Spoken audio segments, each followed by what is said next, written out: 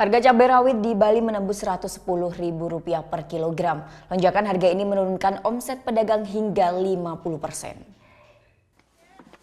Meski telah digelar operasi pasar di sejumlah pasar tradisional, harga cabai di Pulau Bali masih tetap tinggi. Di Pasar Kute, Kabupaten Badung, harga cabai masih di kisaran Rp110.000 per kilogram.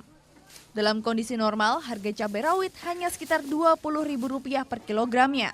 Alasan klasik yakni minimnya pasokan hingga cuaca buruk, kerap dijadikan alasan kenaikan harga. Namun kali ini lonjakan harga yang cukup tinggi berdampak pada omset para pedagang. Sebagian mengaku omsetnya turun hingga 50% karena daya beli konsumen menurun.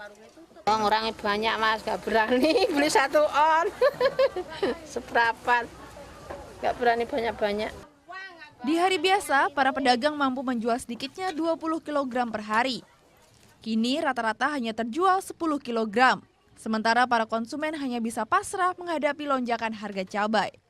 Apa-apa yang naik gimana ya dijalani aja, gimana ya, kalau nggak mau ya kan nggak bisa dijual, nggak jualan, nggak bisa kerja ya.